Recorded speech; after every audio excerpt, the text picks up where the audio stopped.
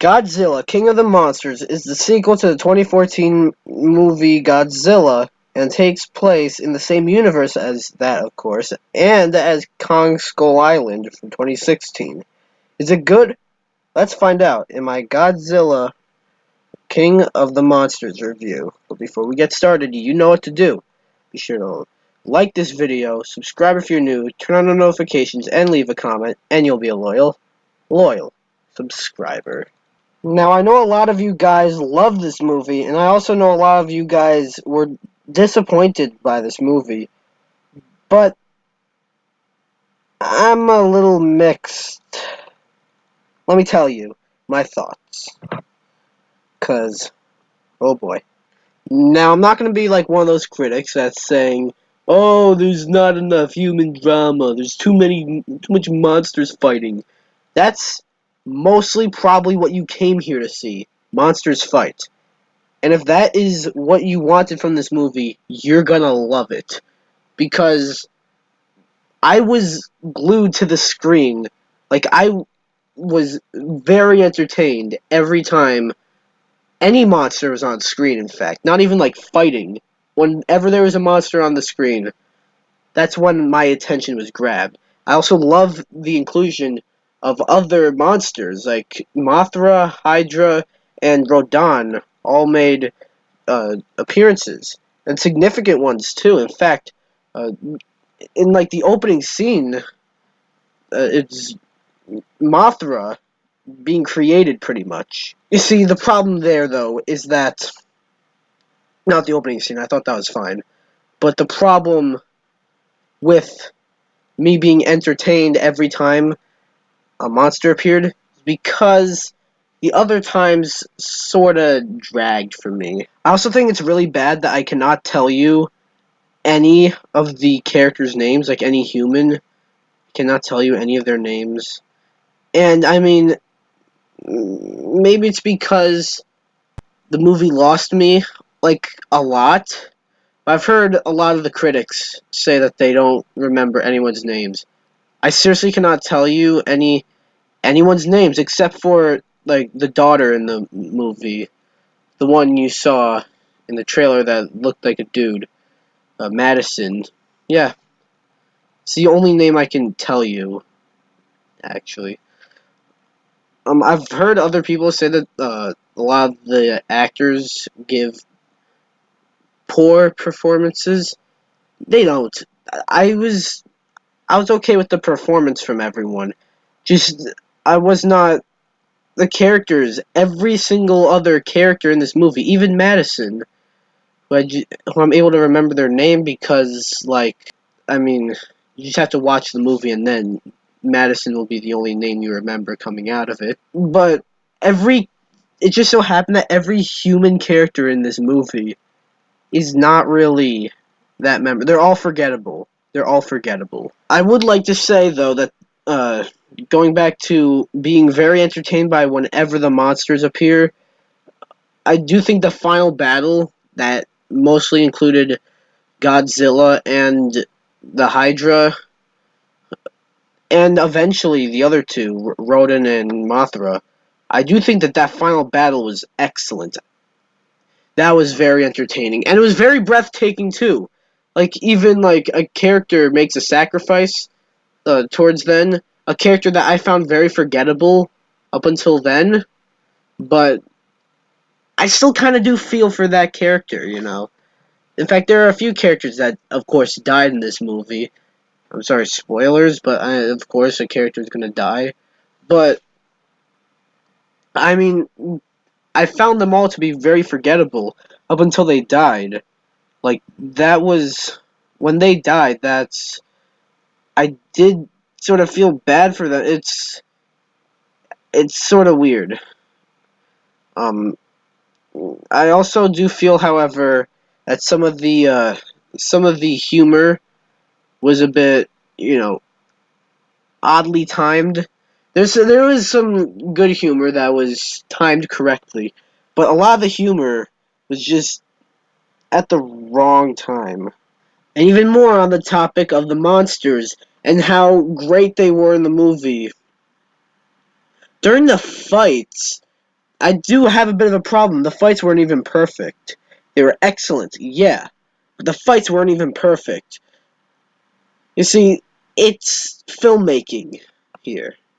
What I mean is, like, they literally decided to, use weird shots, like some shots were from the point of view of one of the human characters looking up at the monsters, so you don't quite get the best view of them sometimes.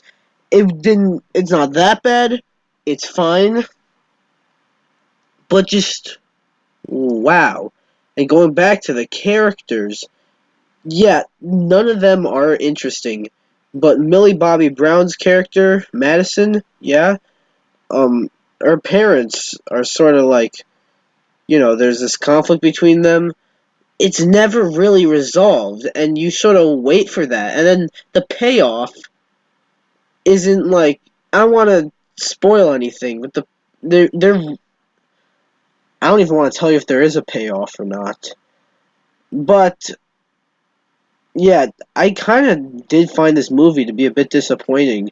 However, I don't think it's terrible. Like, I got to do some rearranging on my rankings for my favorite movies of this year. So I'll get into that a bit later in this video. Um, I'll just place this on my list of where I like this movie. But yeah, I was kind of disappointed by this movie. Again, I loved all the scenes with the monsters, the final battle too. I even like the last shot of the movie um, where Godzilla was standing on on like this building that was destroyed. He's standing tall, and I really like that. So yeah, that's right. I just realized that I completely forgot to tell you the plot of this movie, or at least the story. So it's basically the society, or mankind, or how it's politically correct now, humankind, Jesus, is pretty much trying to accept the fact that there are monsters that exist, with the likes of Godzilla and all these other monsters, and King Kong as well. And King Kong and Skull Island are all, referenced a lot in this movie. So that's a good way to tie them together. Um, I would have. We're getting Godzilla versus King Kong next year, but didn't seem like there's any build up. But that's gonna be a huge movie that they got build up. Oh well. In conclusion, this is probably the most frustrating movie I've reviewed this year so far, as it does fix a lot of the problems from the 2014 movie, but it also creates new ones, like forgettable characters. But these scenes with the monsters are great. I'm telling you, I love them. Even despite the weird shots, they're still very entertaining. Like, the reason why I care so much about the shots is because they're entertaining. And I want to be even more entertained. And I want the shots to ruin it. Which, it didn't ruin it, it was just like, come on. But I am kind of disappointed with this movie. The trailers were great too. It just not quite what I expected after watching the trailers. So, it's not a terrible movie by any means, but I'm going to give it the rating, and that is a 7.5 out of 10.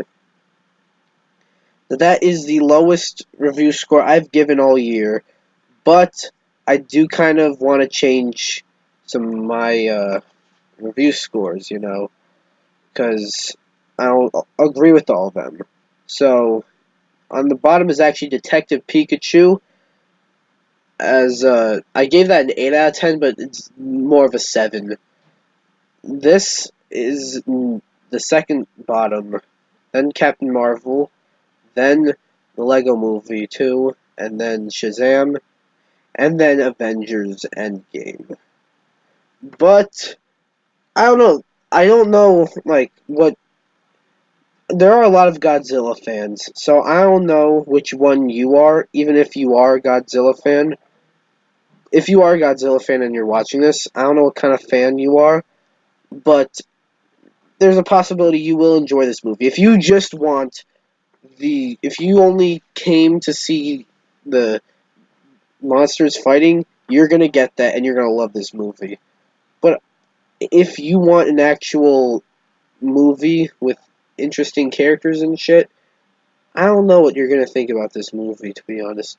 That was my review for Godzilla King of Monsters. Uh, Let me know in the comments below what you liked about it. Did you like it? Do you agree with me? If you like this video, comment, subscribe, and I'll see you guys next time. Bye bye.